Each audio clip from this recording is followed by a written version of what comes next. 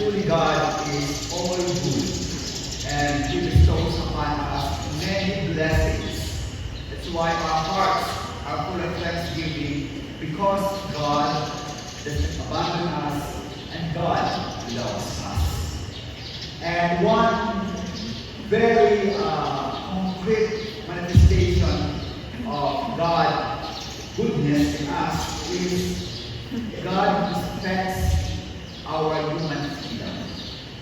God respects the choices that we make. We are not robots. Hindi rin siya dikador na kapag sinabi niya ito, nakatulad natin. He always respects the human freedom, and that's a precious gift. And when we make choices, we make commitment, our God, who loves us so much, and who respects us, and who is patient with us, stands with that commitment, values the choice, and truly upholds that yes decision that we made. As we have heard in the story of the Annunciation of the Lord to Mary, our God has chosen Mary. At the same time, He respects, He waits for the yes of our Mary. Alam mo si God, powerful siya. Kaya niyang gawin ang lahat. And full of wisdom, full of knowledge. Kaya niya. Actually, ang pagpunta at pagdating ng ating Mesiyas si Jesus Cristo, God can just only bring Jesus our Lord down on earth. Clouds, and then in a magnificent way, nandiyan siya. O kaya in other situations na hindi na kailangan yung ating cooperation choices, because He can make all things. And look how God values.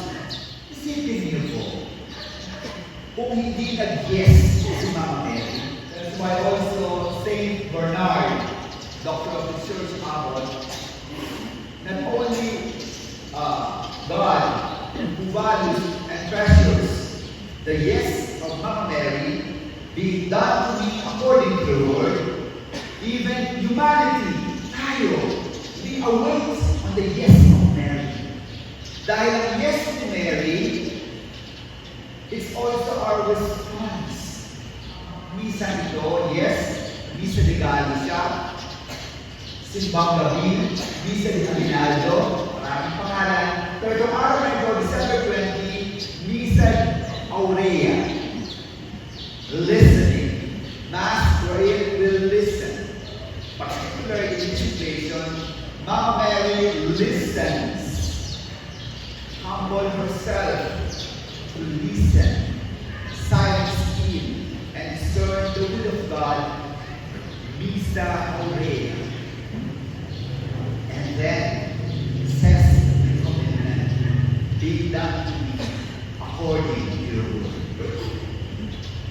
The yes na ating celebrate ngayon of Mama Mary truly has paved the way for this incarnation event, Christmas, the coming of the Lord. And everything changed.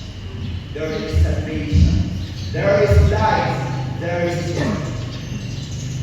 The yes of Mary.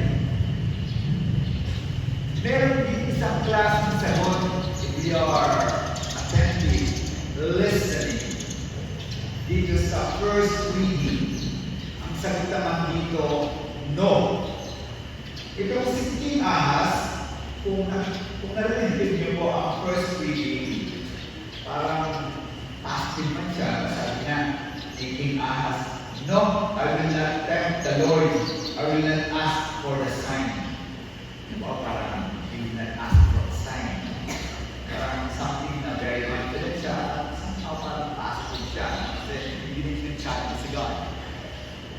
Pero, when we look deeper in the first reading, katigasan ng puso po ito ni King Ahaz. Actually, he is disrespectful to God. He is not listening. Ito kasi King Ahaz, during his time, idolatrous siya. In the society, the Jewish community, where he is the king, there's only one God.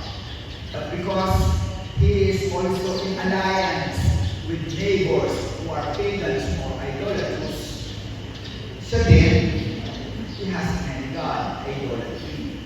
And then, he allied with neighbors who are not truly following God's ways. Kasi nga, he wants to stick to power. He wants to become powerful.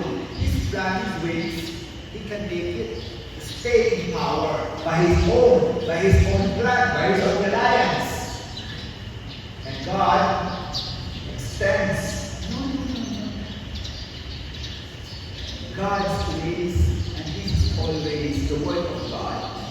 That's why the Lord offers, ask for a sign. Now we give it to you as a seed. Pero sabi niya, no, I will not ask for a sign. Kumbaga, ang aking plano, ang aking agenda, ang aking power, ang masusunod, I don't need you. Okay. That is the story of the first king. But the Lord, who is very respectful, the freedom, patiently waits. He does not easily condemn the king and the sinful people, and also is powerful. He can easily make punishment. He can easily punish the people. Pero ang ginawa niya dito, the virgin shall conceive and bear a son, and shall name Emmanuel. God's time, in His perfect time, a Savior is coming to save, and God will reign. The virgin shall conceive and bear a son, and shall name him Emmanuel. Brothers and sisters, what is this for us? In our lives, how many and how frequent do we say no to the will and plan of God to us? Or shall we say, because we love God, we listen to God, like Mary, following the example of Mary, we also say yes, though it's very difficult many times. Our yes entails commitment.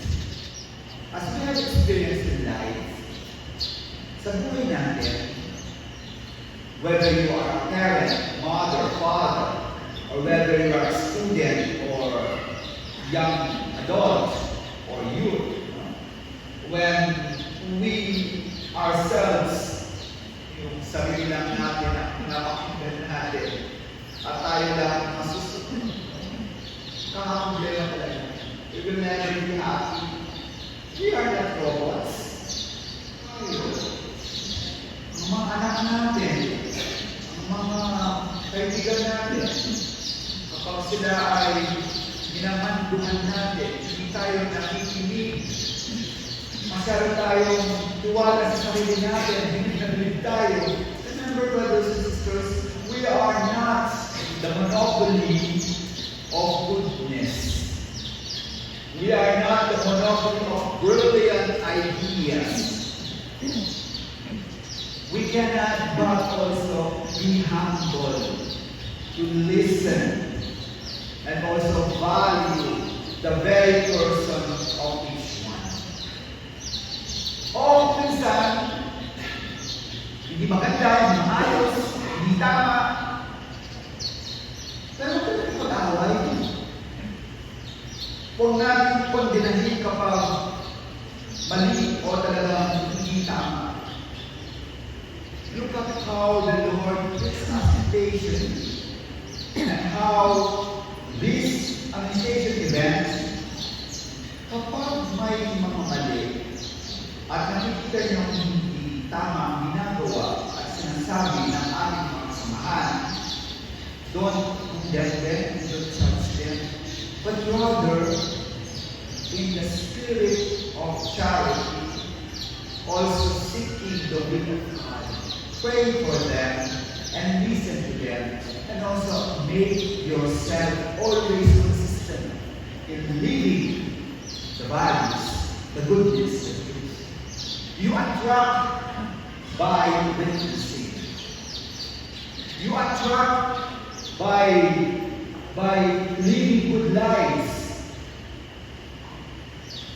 Actions speak louder than words, than making arguments and convincing your brothers and sisters to follow you, but rather live a very good life. And truly, they will be attracted, they will be inspired. Brothers and sisters, this is the good news.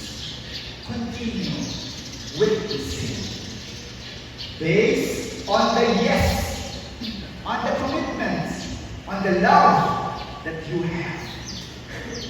Ang mga anak ninyo yung nagsisimba, ang mga kapitbahay ninyo yung nagsisimba, ang inyong mga kasamahan, pagkakala ninyo yung nagsisimba, magsimba pa rin kayo. Because that's your yes, commitment to the Lord. Ang mga kabakala ninyo, may mga bisyon, inom dito, pagkakala doon, subal dito, babae dito, lalaki doon. Kinukutsa kayo. Do not be worried. Make a commitment. Kahit naaway ka, live it and continue living the truth. Be a witness. Kahit maraming temptations, you live a happy life by choice, by the yes, by the commitment that you make. Nakikita natin sa paligid natin, marami ang nagagawa ng demonyo. Punta ka sa Facebook, internet, ang dami mga bandos, ang dami mga magawa ng demonyo. Tapos punta kayo sa labas. Brothers and sisters, don't worry. Just focus and like Mary, always say yes to the will of God. And then everything will happen. Do not give up in doing good. Do not give up in saying your yes. And truly, when you say your yes to the will of God, the will of salvation, there will be the will of God. God is good.